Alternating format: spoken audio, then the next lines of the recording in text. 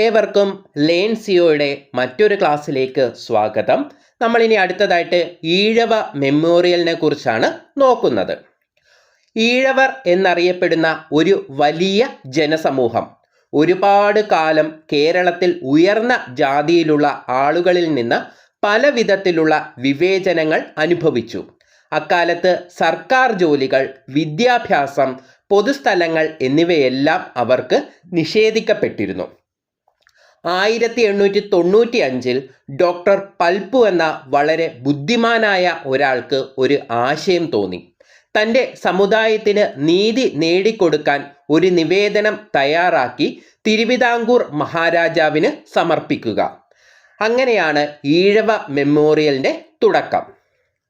ഈ മെമ്മോറിയൽ സത്യത്തിൽ തിരുവിതാംകൂർ ഭരിക്കുന്ന മഹാരാജാവിനോട് ഒരു കൂട്ടം ചോദ്യങ്ങൾ ചോദിക്കുകയായിരുന്നു.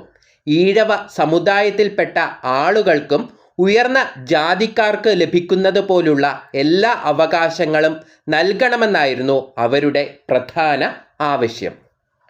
സർക്കാർ ജോലികളിൽ ഈഴവർക്കും അവസരം നൽകുക, സർക്കാർ സ്കൂളുകളിൽ ഈഴവ കുട്ടികൾക്ക് പ്രവേശനം നൽകുക, ഈഴവരെ രണ്ടാം തരം പൗരന്മാരായി കണക്കാക്കാതെ എല്ലാവരെയും ഒരുപോലെ കാണുക, അല്ലെങ്കിൽ എല്ലാവരെയും തുല്യരായി കാണുക എന്നീ കാര്യങ്ങളാണ് പ്രധാനമായും ഈ മെമ്മോറിയലിൽ ആവശ്യപ്പെട്ടിരുന്നത്.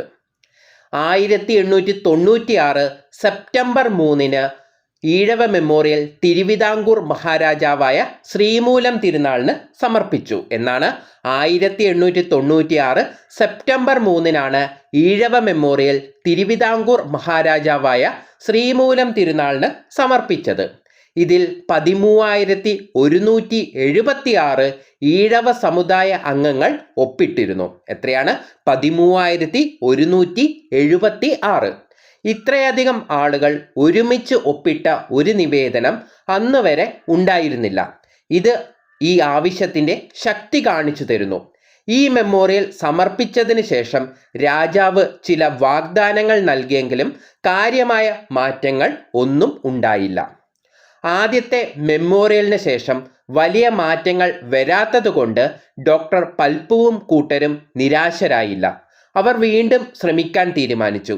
1900 അവർ ബ്രിട്ടീഷ് ഇന്ത്യയുടെ വൈസ്രോയി ആയിരുന്ന കഴ്സൺ പ്രഭുവിനെ സമീപിക്കാൻ തീരുമാനിച്ചു.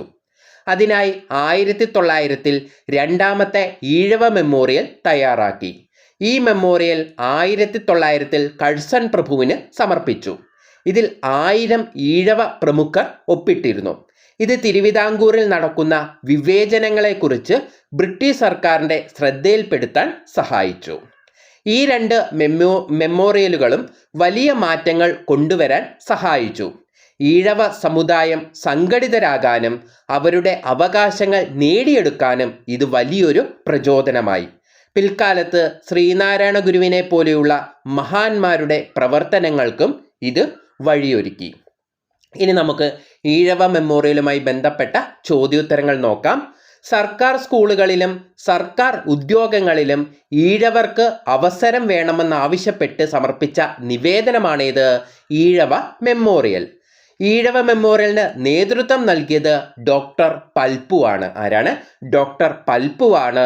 ഈഴവ മെമ്മോറിയൽ സമർപ്പിക്കപ്പെട്ട വർഷം 1896 സെപ്റ്റംബർ 3 എന്നാണ്.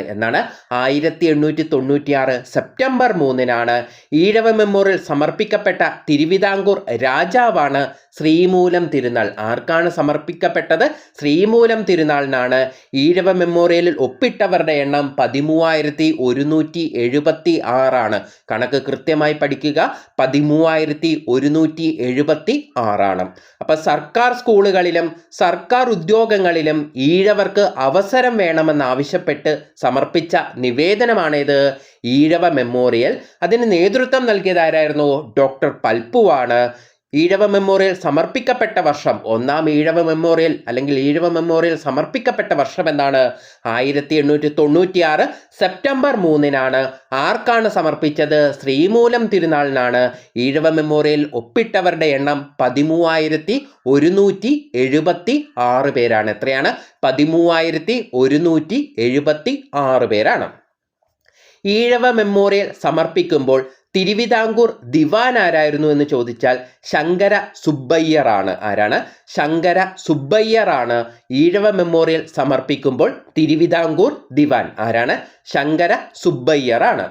1900 രണ്ടാം ഈഴവ മെമ്മോറിയൽ സമർപ്പിച്ചത് കഴ്സൺ പ്രഭുവിനാണ്. 1900 രണ്ടാം ഈഴവ മെമ്മോറിയൽ. ഇത് സമർപ്പിച്ചത് കഴ്സൺ പ്രഭുവിനാണ്. രണ്ടാം ഈഴവ മെമ്മോറിയലിന് നേതൃത്വം നൽകിയതും ആര് തന്നെയാണ്? ഡോക്ടർ പൽപ്പു ആണ്. അപ്പോൾ ഈഴവ മെമ്മോറിയലിന് നേതൃത്വം നൽകിയത്, അത് ഒന്നാമത്തെ ആയിക്കോട്ടെ രണ്ടാമത്തെ ആയിക്കോട്ടെ, ഈഴവ മെമ്മോറിയലിന് നേതൃത്വം നൽകിയ വ്യക്തി ആരാണ്? ഡോക്ടർ പൽപ്പു ആണ്. അവർണ സമുദായക്കാർക്ക് ആരാധിക്കുന്നതിനായി നെയ്യാറ്റിൻകരയ്ക്കടുത്ത് അരുവിപ്പുറത്ത് ശ്രീനാരായണ ഗുരു ശിവപ്രതിഷ്ഠ നടത്തിയ വർഷം 1888 ഓർത്ത് വെക്കുക.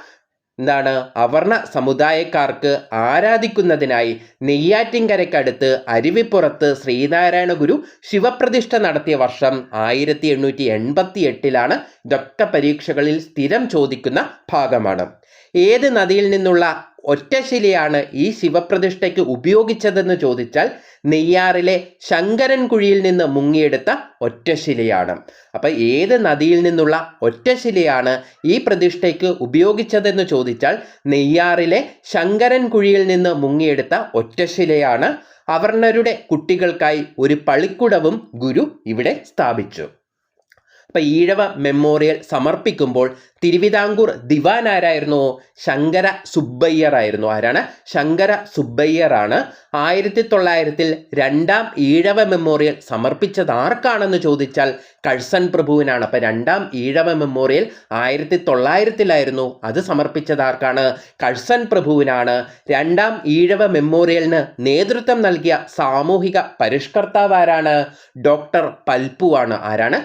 ഡോക്ടർ പൽപ്പുവാണ്. അവർണ സമുദായക്കാർക്ക് ആരാധിക്കുന്നതിനായി നെയ്യാറ്റിൻകരയ്ക്കടുത്ത് അരുവിപ്പുറത്ത് ശ്രീനാരായണ ഗുരു ശിവപ്രതിഷ്ഠ നടത്തിയ വർഷം 1888. ഏത് നദിയിൽ നിന്നുള്ള ഒറ്റശിലയാണ് ഈ ശിവപ്രതിഷ്ഠയ്ക്ക് ഉപയോഗിച്ചതെന്ന് ചോദിച്ചാൽ നെയ്യാറിലെ ശങ്കരൻകുഴിയിൽ നിന്ന് മുങ്ങിയെടുത്ത ഒറ്റശിലയാണ്.